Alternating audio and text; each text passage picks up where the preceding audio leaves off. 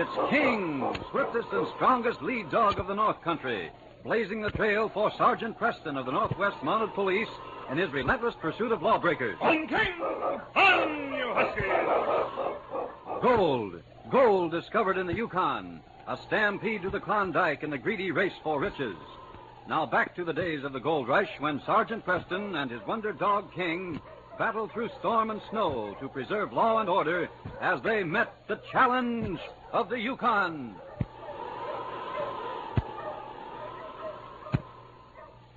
Zeke Taylor was in his late 50s, but like thousands of others, had come to the Klondike to seek his fortune. He had filed a claim on Wolf Creek in rather an isolated section. It wasn't a rich claim, and Zeke had to work hard for the little gold he took out of it.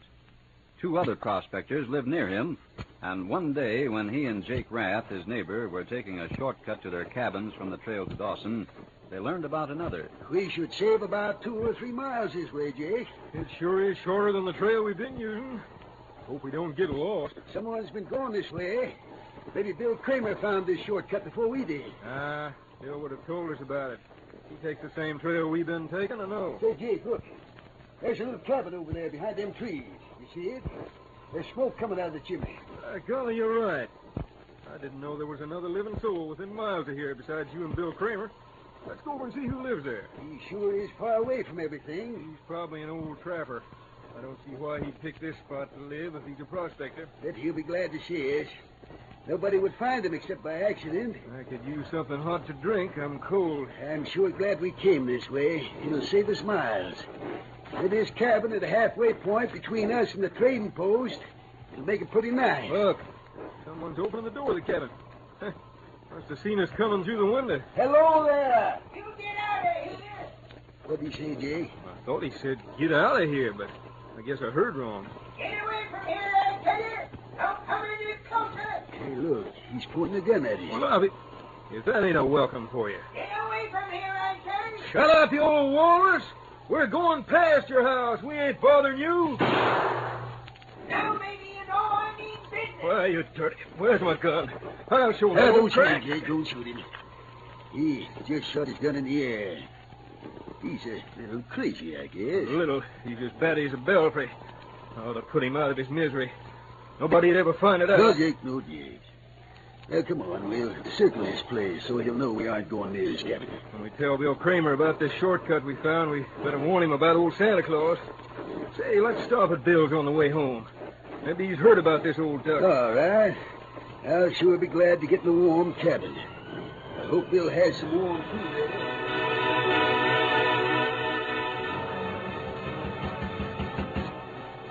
Bill, you home? Well, come on in, boys. We're freezing. I'll fix you some hot soup. Well, thanks, dear. This pack sure is heavy.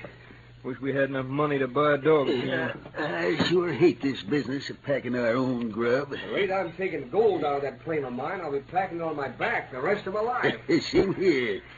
Well, at least we found a shortcut today. Saves us about 3 miles. Except there's a little obstacle in the path. A crazy old galoot with long white hair and a beard. He lives in a cabin hid away behind some trees, and when we come along, he took a pot shot at us to keep us from calling on him. Say, I wonder if that's the old geezer they were asking me about the last time I was in Dawson. What'd they say about him? They said there was a crazy man lived back in the hills around here somewhere. Guess he has to go to Dawson once in a while for supplies. They call him Scorpion Sam. Scorpion Sam, huh? Well, it sure is a perfect name for him. Poor old fella. He's crazy, all right. Sour old fool. You should have let me plug him, Zeke. I had a perfect right to after he took that shot at us. Oh, he didn't shoot at us. He fired in the air. Better not try that with me. I'll hang him up by the whiskers. Me neither. Zeke, you're too soft-hearted. Bill had been with me today. We wouldn't have to worry about taking that shortcut anymore. I don't hanker to get a load of buckshot in me every time I pass that lunatic's cabin. But you can't kill people. You ain't been up here as long as we have, Zeke. Sometimes people have to take the law in their own hands. Well, I guess I feel kind of sorry for Scorpion Sam. Maybe the loneliness made him that way. Do you mind living alone? Why, sometimes. Got any family, Zeke? Yep, back in Seattle. I got a married daughter and a little granddaughter. Why'd you come way up here? I lost all my money, and I didn't want to be a burden on my family. I thought maybe I'd strike it rich up here. Well, Zeke, I sure hope you don't turn out like Scorpion Sam. Zeke Taylor was very curious about Scorpion Sam. When he took the shortcut to the Dawson Trail, he made a wide detour around the old man's cabin, but he still tried to catch a glimpse of him. Then one day, as he neared Sam's cabin, he noticed that no smoke came out of the chimney. And then he saw the door swinging back and forth in the wind. Cautiously, he drew near. He thought he heard a faint groan from within and peered inside. Scorpion Sam's voice whipped out at him. Who are you? Who you snooping around in here? Well, I'm a neighbor of yours. I didn't see any smoke coming out of your chimney, and your door was open. Why are you in bed with no fire? Are you sick? You don't think I'd be laying here if I wasn't, do you? Shut that door. Yeah. What's wrong with you? I got a gun under this blanket. Try and rob me, and I'll shoot Now, you. I'm not going to rob you, you old crackpot. But if I don't build up your fire, you're going to freeze to death. What happened to you? I fell. Hurt my leg. Maybe it's broke, but that don't mean that I'm helpless. I can protect myself and my property. I'm not interested in your property. You'd better let me look at your leg. Not till you build a fire in that stove. Think I'm going to put my leg out in this cold? All right, I'll build a fire first. Bet the only reason you come in here is to snoop. Well, that's not why I'm staying here. You want me to go away and let you die of starvation? Well, you might warm up some of that soup on top of the stove. I suppose that's another reason you come. You want to be fed. Yeah, you're the most cantankerous old cockroach I ever saw. Yeah. I don't want any of your food. I got plenty of food in my pack. You have? What you got? Oh, so now you're interested, huh? When did you eat last? I don't see as that's anybody's business but mine. Well, would you do me the favor of telling me when you fell down? Now, since you're so curious, it was yesterday. But I ain't helpless. I've had this gun on you ever since you come in. Well, now, that's just dandy. You keep that gun on me while I fix you some food. This fire'll be going in a minute. And be sure you keep holding that gun on me while I fix your leg. Yeah, shucks, you ain't fooling me with that fancy talk. You're done tootin', I'll keep the gun held on you. I don't trust nobody, you hear? I don't trust nobody. Zeke Taylor stayed with Scorpion Sam until he was well, but got nothing but abuse for his trouble. Sam often seemed as if he wanted to be friendly, but just couldn't bring himself to do it. After he was better, Zeke saw him occasionally, but Scorpion Sam was always the same. It was late in the following spring when Bill and Jake were returning from Dawson with Zeke when they suddenly saw black smoke curling up through the trees near Sam's cabin. They hurried to it. Hey, boys, that's Sam's cabin. It's burned. Ain't no use hurrying. It's burned to the ground. It sure is. Nothing left but the floor. I wonder where Scorpion Sam is. Maybe he was in it. I hope he wasn't burned. Why you like that old codger beats me? He was the sour Look, smoke. right there in the middle of the floor. He was burned. Scorpion Sam's body. He must have suffocated before he could get out. Poor old fella.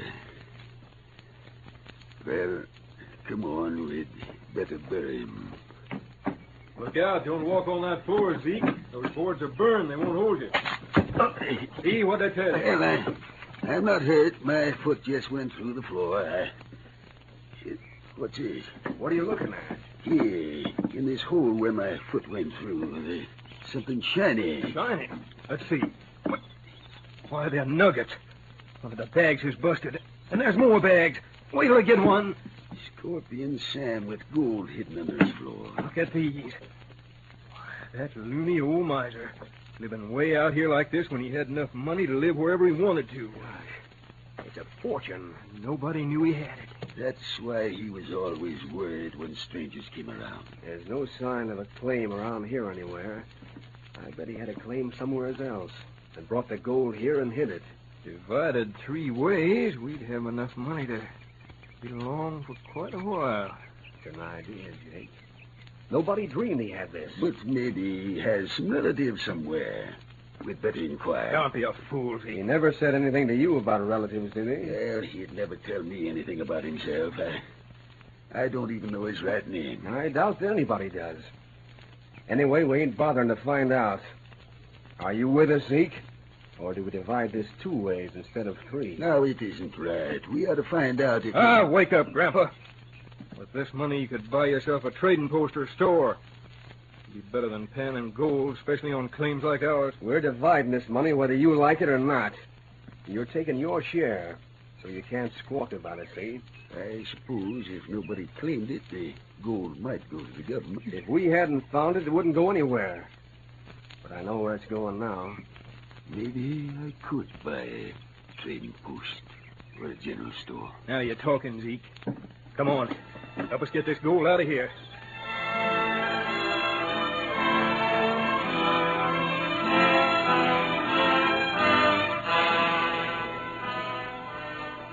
It was 3 years later, and Zeke Taylor's trading post did a thriving business in the small settlement of Miners Creek, far south of Dawson City. Sergeant Preston of the Northwest Mounted Police liked Zeke and never failed to stop there for the night whenever he patrolled the district.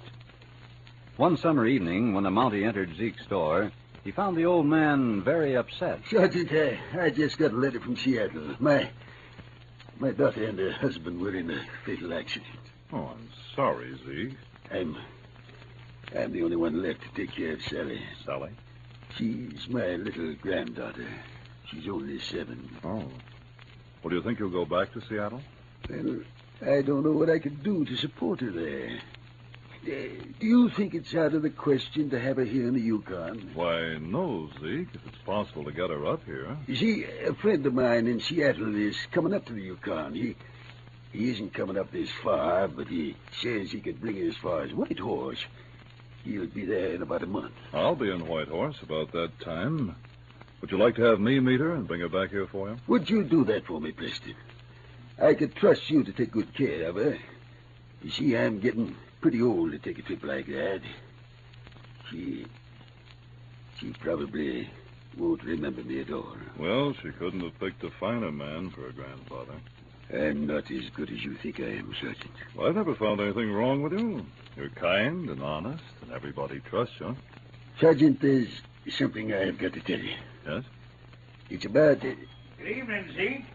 Hello, Sergeant. Hello, Jim. How are you, Brought Jim? some gold for you to put in your safe for me, Zeke. There they are. Well, that claim of yours is really paying off, Jim. You're done tootin' it is. I'm sure glad Zeke got himself that big iron safe. We all let him keep our gold in it until we're ready to take it into Selkirk. Oh? Do all the miners around here do that? Most of them do. This is a good place for it. Nobody can open it without knowing the combination unless they blasted it open, and I doubt that there are any expert safecrackers in this country. It's quite a responsibility for you, though. Oh, everybody knows Zeke's honest. We never worry about our gold when it's in Zeke's safe. Nobody knows the combination except him. Safe enough with Zeke, all right. Well, guess I better get going. Come on, King.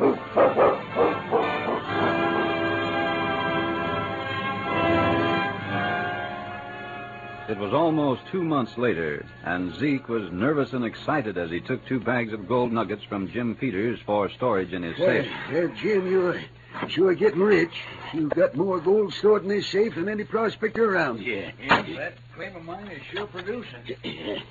Wait now. I'll give you a receipt. Here. Your hand's shaking. You're so excited about that granddaughter of yours coming, you can hardly write. I thought Sergeant Preston would get here today.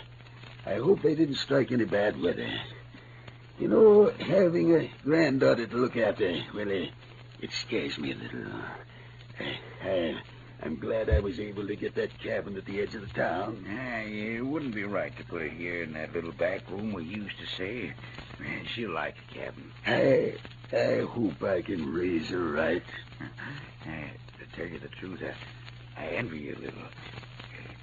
Maybe I can help you. Say, do you know any fairy tales, Jim? I see. It seems there was one about Cinderella and the 3 bears. No, that was Goldilocks, wasn't it? Well, I see. Yeah, I guess it was. And then there was the one about Red Riding Hood. Well, we better not tell her that one. She's liable to try talking to one of these timber wolves up here. Well, that's Preston now. She's here, Jim. She's here. Hello. That's you, Sergeant. Come on, Sally. Well, now hurry in. It's cold. It'll get cold out here. King's coming in with us. Well, Zeke, here's your grandchild. Sure, this is Sally. Come here, child. Gosh, ain't she pretty? You're my grandpa. Yep, I'm your grandpa. And you sure grown since I last saw you. I didn't remember your nice white whiskers. You washed them special for you. Well, you were too little to remember much about me. Here, I'll give you a nice big hug. Stop it, King. Stop it. Sally's all right. Zeke's not hurting her. King and Sally got to be very good friends on the way up here, and he's afraid you're going to hurt her, Zeke. No, I can't blame him much for worrying. Seeing her hug a whiskery old walrus like Zeke. Yeah, He's my grandpa, King, and I haven't seen him for years and years. Sally, you haven't met Jim here. He's an old friend of mine. I guess you better call him Uncle Jim. Hello, Uncle Jim. Welcome to Miners Creek, Sally. Well, I guess we better get you home right now. Where is home? I used to stay in the back room here at the store, but when I heard you was coming, I got a little cabin at the edge of town. I bought you a dog sled, too. Maybe the sergeant will help you find a dog to pull you around, eh? I sure will. Oh, Sergeant, if you could just get me a dog like King. Well, there aren't many like him around, but I tell you what I will do, Sally. Now, I'm going to be around here for a while tomorrow, and we'll hitch King to the sled. Let him give you a ride to try it out. Oh, that'll be wonderful. Her baggage is all on my sled, Zeke. I'll take it over to your cabin now, if you're ready. Would you like to bunk in with me for the night, Sergeant? Why, yes, Jim, I would. I'll come right over as soon as I take Sally and Zeke home. Well, come on, Sally. Let's go.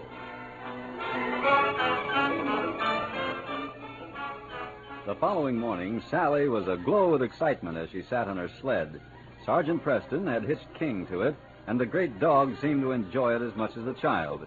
He started off carefully at her command. I'm King. Yep, Be careful, honey. I will. I'm King. Don't worry about her, Zeke. King will be careful. Come on in, Sergeant. I want to talk to you about something. I thought you looked worried, Zeke. I got something I want to tell you. I had to see you alone. Sit down, sit down. What's wrong? I want to pay back some money that I owe somebody, and I don't know how to find them. Maybe I can help you. Who are they? Did you ever hear of an old man they call Scorpion Sam? Scorpion Sam? Seems to me I heard something about him in Dawson a long time ago. You probably heard he burned to death in his cabin. Oh, yes, that was it. I heard some men talking about him one time when I was in a trading post in Dawson. The only one who knew him was the owner of the store. He used to come in there for supplies. Did they say anything about him having any heirs? I can't remember now. Seems to me there was something about a letter of his at the trading post. They were laughing about it, said Sam was crazy, and imagined he had a lot of gold or something. Would you be going up to Dawson soon? Why, yes, as a matter of fact, I'm leaving for there tomorrow morning. Be back in about a week. Would you mind finding out about it for me? Be glad to, Zeke. You see, I owe the heirs some money, and I want to pay it back. Oh, did you borrow it from Scorpion Sam? You might call it that. I'll tell you the whole story, Sergeant, when you get back from Dawson.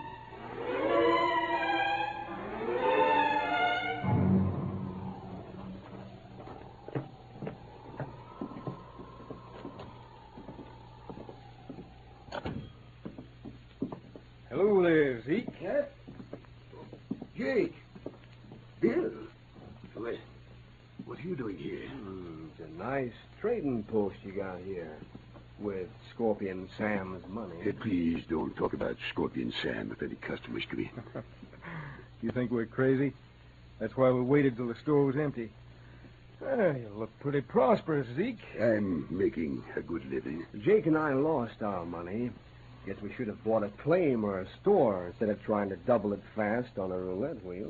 I'm sorry you lost your money. We thought maybe you'd lend us some, seeing as how you're doing so well. I hear you've got a safe full of gold. Well, it isn't my gold. It belongs to the miners around here. I just keep it in a safe for 'em. I'm sorry, but I can't let you have any money. I just bought a cabin. It'd be too bad if the story leaked out about how you got enough to get a start. They might not let you keep that granddaughter of yours. Get out of here. That gold belongs to friends of mine, people who trust me. You're not getting any of it. There's your customer. Now get out. We're going, Zeke, but you'd better think it over. It was evening, almost a week later, when Jake and Bill stood across the street from Zeke's trading post. The temperature was dropping rapidly, and Bill's face was getting numb. He swung his arms to keep the blood circulating. Gosh, Jake, I can't stand here much longer. Temperature's dropping fast. I'm getting numb all over. You won't have to wait much longer. Everybody's getting home as quick as they can. This is the weather I've been waiting for. There goes the last customer out of Zeke's store. He's alone. Come on, he'll be closing the place. If he won't give us the combination of the safe, maybe we could blow it up. The place next door is too close. Don't worry, he'll give it to us. I hope this plan of yours works. There's only one way to find out. Well, I'm sorry, boys. I have to get home right away. Jake and Bill, it's you, Yeah, it's us. We want to see you for a minute, Zeke. Tomorrow. Come back tomorrow. I've got to get home to Sally. Yeah, the temperature is about 50 below right now, and it's falling fast. That cabin of yours better have a big fire in it, or it'll be mighty uncomfortable. What do you want? Get in the back room, Zeke. Bring that lantern, Bill, so there won't be any light in the store. Right. We don't want any customers disturbing us. I'll get it. Come on, Zeke. I won't get in the back room. I have to get home. Maybe you need persuading. A gun. Is this a hold-up? I'll tell you when we get in the back room. All right, I'll go, but please hurry. I've got the lantern. Shut the door, Bill, so as the light won't show out there. I'll put something over that window, Bill, just in case someone gets curious. Sure. Here's a blanket. Jake, what do you want? I have to get back to Sally. Sure you do, Zeke. If you don't, she'll freeze. We dropped in your cabin before we came. She was all alone, and the fire in that stove was getting low. Let me go, Jake. I'll give you money. All you have to do is to give us the combination of your safe. What? Are you crazy? I won't give it to you. You won't, eh?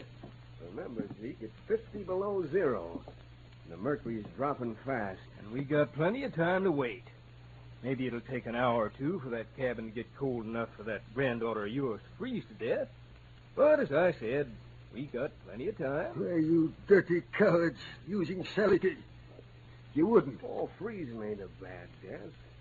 She'll just go to sleep. She'll probably climb into bed to keep warm and then go to sleep. But without a fire, she'll never wake up. You dirty rats, using a little girl. All you have to do is give us that combination. I won't give it to you. All the miners trust me with their savings. They're all my friends. I won't give it to you.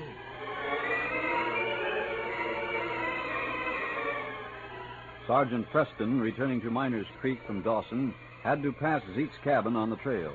The temperature had dropped to 60 below, and the Mountie hurried his team and trotted behind the sled to keep warm.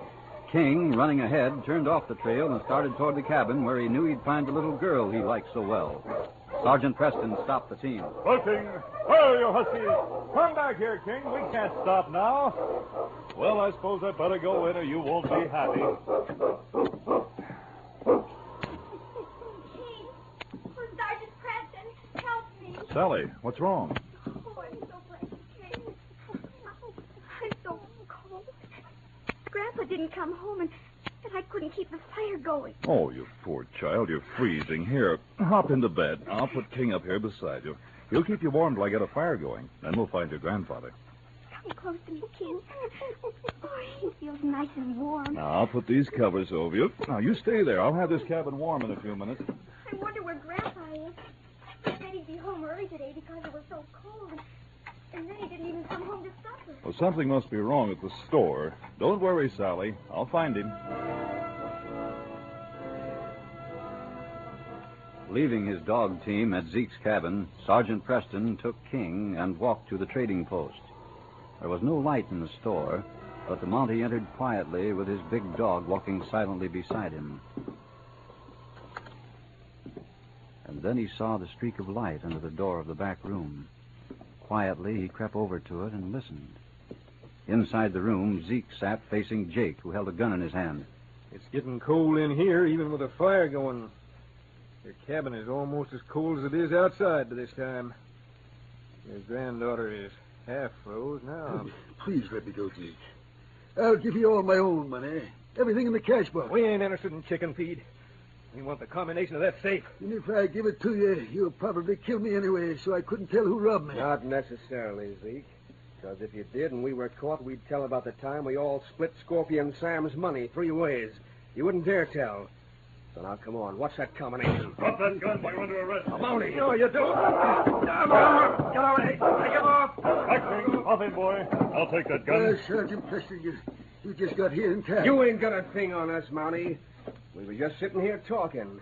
Zeke won't make a charge against us, will you, Zeke? Yes, I will. I was going to tell Sergeant Preston about Scorpion Sam anyway. There's no need of that, Zeke. I overheard the conversation. You men were holding Zeke here against his will with the intention of robbing him, while his granddaughter froze to death. I've got to get to her. She's all right, Zeke. I just left her and the cabin's warm. So you heard the conversation. Then if you arrest us, you have to arrest Zeke, too. You men admitted taking Scorpion Sam's gold. So we did, but so did Zeke. If you don't arrest him, we'll testify that you're protecting him. He got his third of it. You're right, Sergeant.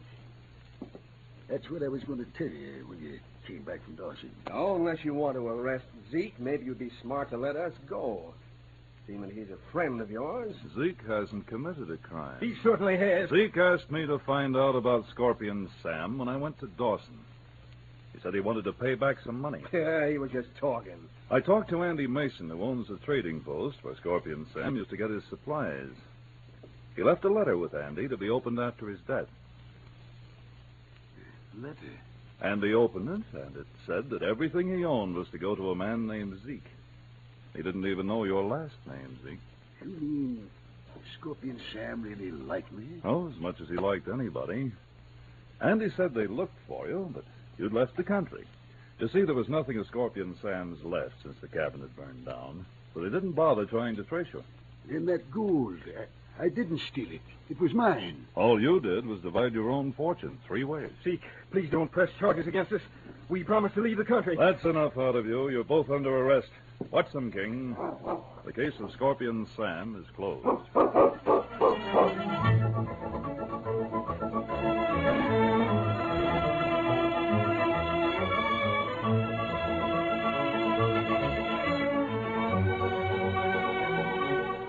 The Challenge of the Yukon, a copyrighted feature, is brought to you each week at this time, and all characters, names, and incidents used are fictitious. Listen again next week to another exciting adventure during the days of the gold rush. L. Prow speaking. This program came to you from Detroit. How tough can a guy get? If you're speaking of Ross Dolan, he's one of the toughest private eyes on the market when it comes to handling a denizen of the underworld. But Dolan, who's the hero of ABC's exciting Saturday night thriller I Deal in Crime, doesn't rely entirely on brawn to smash a crime case. Dolan's IQ is way up there in the A1 category. He's smarter and shrewder than the cleverest gang leader. William Gargan, popular stage and screen actor who plays the role of Detective Ross Dolan, fits the part like a glove. You've probably seen Gargan do some pretty fancy celluloid sleuthing. Well, Gargan is just as good on the air and makes Ross Dolan come alive as he should. An easygoing guy who can turn hard as nails. Be sure to join Ross Dolan when he takes a crack at another crime case on I Deal in Crime. It will be heard tonight over most of these ABC stations. This is ABC, the American Broadcasting Company.